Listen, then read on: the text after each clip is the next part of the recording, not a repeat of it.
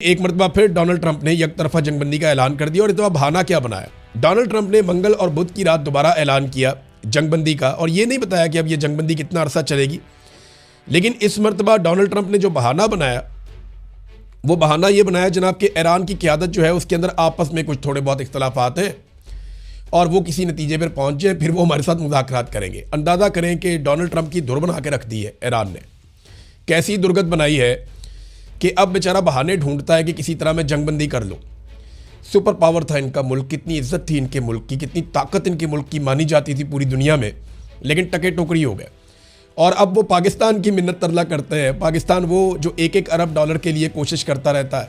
हमारा मुल्क गरीब मुल्क है, कमज़ोर मुल्क है और एक जाली हुकूमत है पाकिस्तान में बेशक, लेकिन ऐसे मुल्क से भी डोनाल्ड ट्रंप बेचारा मदद मांगता रहता है। पाकिस्तान अच्छी बात है, चलो मदद कर देता है। अच्छा, डोनाल्ड ट्रंप ने कहा इस हकीकत की बुनियाद पर कि ईरान की हुकूमत शदीद अंदरूनी तकसीम का शिकार है जो कि गैर मुतवक्के नहीं है। फील्ड मार्शल आसिम मुनीर और शहबाज शरीफ की दरख्वास्त पर हमें कहा गया कि ईरान पर हमले को इस वक्त तक रोक दें जब तक उनके रहनुमा और नुमाइंदे एक मुतहदा तजवीज़ पेश ना कर दें। अंदाज़ा करें आप, ईरान के अंदर आपको कोई इख्तलाफ नजर आया अब तक? उनकी सारी की आदत लगभग एक जैसी बात करती है। कोई थोड़ी सी नरम बात करता है, कोई थोड़ी सी सख्त बात करता है।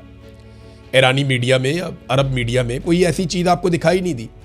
लेकिन अमेरिका के अंदर इख्तलाफात की खबरें पूरी दुनिया का हिस्सा बन रही हैं। सारी दुनिया को पता है कि शदीद तरीन इख्तलाफात हैं अमेरिका के अंदर। बार बार वहाँ पे कभी इस्तीफे सामने आ जाते हैं, कभी आर्मी चीफ को वहाँ से ओहदे से हटा दिया गया, 21 जर्नैलों को फारिग कर दिया गया। ये सारा कुछ तो अमेरिका में हो रहा है। ईरान में तो उनके लोग मारे गए, इसके बावजूद वहाँ पे कोई इख्तलाफ सामने नहीं आया। बार डोनाल्ड ट्रंप ने अब ईरान के अंदरूनी इख्तलाफात को बहाना बनाकर जंगबंदी को आगे बढ़ा दिया। भाई अगर अंदरूनी इख्तलाफात थे तो ईरान कोई रिक्वेस्ट कर देता ना कि जंगबंदी मजीद बढ़ा दे। ईरान ने जंगबंदी बढ़ाने की रिक्वेस्ट नहीं की, बल्कि ईरान ने इस मरतबा जो फाइनल धमकी है वो ईरान ने दी हुई थी। ईरान ने यह कहा था, और ये बाकायदा इसके ऊपर खबरें हैं, आलमी मीडिया ने यानी मिरर के ऊपर यह खबर छपी हुई है कि ईरान ने सीज़ फायर ख़त्म होने पर अमेरिका पर जहन्नुम के दरवाजे खोलने और बहुत सारे नए सरप्राइज़ देने का दावा किया हुआ है। और ईरान ऐसा कर सकता है क्योंकि उसने तैयारियां की हैं इस बीच में। अब यहाँ पे जो ईरान की जानिब से एक धमकी दी गई थी साफ, वो ये थी कि अमेरिका ने अगर पड़ोसी ममालिक से हमारे ऊपर हमले किए, यानी जो गल्फ़ ममालिक हैं, खलीजी ममालिक हैं, अगर वहाँ से हमारे ऊपर हमले किए तो उनकी ऑयल तनसीबात को हम तबाह कर देंगे। ये ईरान ने ख़बरदार किया था कि अब किसी भी सूरत अपने ममालिक को ईरान के ख़िलाफ़ आपने इस्तेमाल नहीं होने देना।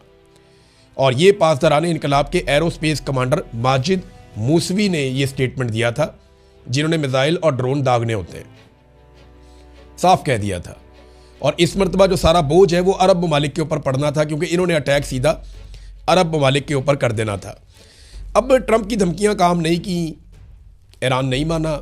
जेडी वेंस बार बार तैयारे की तरफ देखते रहे, वो वहाँ से फ्लाई नहीं कर सके।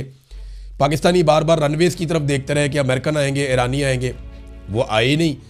और ये उन दोनों का फैसला है, यानी ईरान ने ना आने का फैसला किया और ईरानी अगर नहीं आते तो अमेरिकन के आने का फ़ायदा नहीं है, उन्होंने भी ना आने का फैसला किया। तो पाकिस्तान ने अपनी कोशिश की लेकिन कामयाबी नहीं हुई।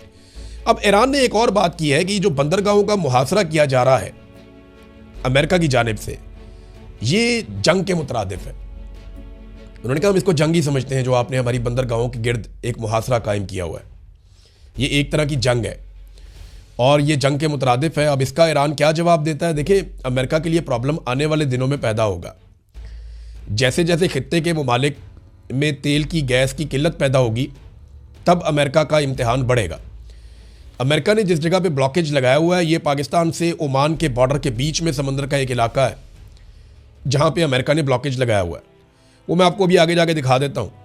लेकिन अब ये देखें कि क्या अमेरिका इस मुहासरे में चीन के जहाज़ों को रोक पाएगा? Japan, Thailand, Indonesia, Malaysia, Bharat, Pakistan, Bangladesh, Korea और बहुत सारे बड़े ममालिक हैं जिनका ऑयल और गैस यहाँ से जाता है। अब ईरान जो है वो मलबा बड़े आराम से डाल देगा अमेरिका पर कि जनाब हम तो एक सिस्टम के तहत कह रहे हैं यहाँ से जो आपने लेकर जाना है ले जाएं, लेकिन अमेरिका ब्लॉकेज कर रहा है, वो रोक रहा है, तो आप जाने और अमेरिका जाने। आप अमेरिका को बोलेंगे वो रास्ता दे। तो चाइना ऐसा लगता है कि आने वाले दिनों में कुछ थोड़े से सख्त स्टेटमेंट देगा, जैसा कि उसके स्टेटमेंट आजकल आप देख भी रहे हैं। बीबीसी ने इसको पहली मर्तबा ऐसे रिपोर्ट किया है कि जैसे ट्रंप ने मजीद मोहलत हासिल कर ली। देखें, पहले ये रिपोर्ट ऐसे होता था कि ट्रंप ने ईरान को मजीद मोहलत दे दी, लेकिन अब ये इस तरह रिपोर्ट हो रहा है कि ट्रंप ने मजीद मोहलत हासिल कर ली। पूरे दुनिया के मीडिया में अमेरिका और डोनाल्ड ट्रंप की इज्जत जो है वो मट्टी में मिल रही है। ऐसा लगता है कि ईरान जो है वो ख़ास तौर पे अमेरिका की अंदरूनी सूरत हाल से बहुत ठीक ठाक बाखबर है। उसे आइडिया है कि जितना ज़्यादा ईरान इस मामले को ताख़ीर का शिकार करेगा, ट्रंप पे उतना दबाव बढ़ेगा और उतनी बेहतर डील करने की पोजीशन में ईरान आ जाएगा। अब जितना अरसा ये जंगबंदी रही है, उतना अरसा ईरान ने और अमेरिका ने क्या क्या किया, ये कुछ चीज़ें मैं आपके सामने रख देता हूँ। इस जंगबंदी के दौरान ईरान ने अपनी तैयारियाँ और अहदाफ चुन लिए हैं। ईरानी जो मीडिया है और जो उनके सोर्सेज हैं वो ये दावा करते हैं कि वो वाकई उंगली बटन के ऊपर रखकर बैठे हैं और उनकी तैयारी बहुत ठीक ठाक है। अगर दोबारा अटैक हुआ तो वो बहुत शदीद हमला करेंगे और हैरान करेंगे अपने दुश्मन को। दूसरी जानिब एक रिपोर्ट आई है और ये रिपोर्ट अमेरिका से आई है।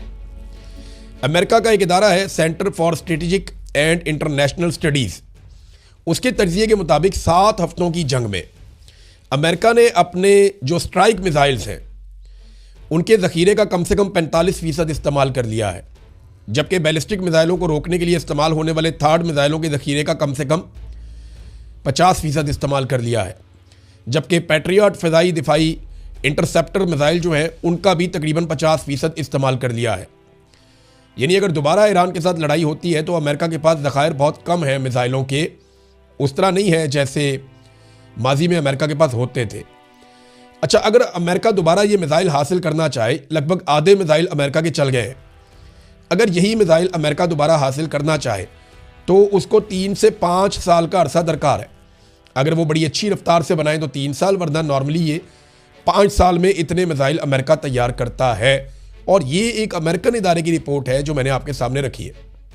बैनुल-अक़वामी सतह पे ये रिपोर्ट जो है वो काफ़ी हद तक पब्लिक हो चुकी है।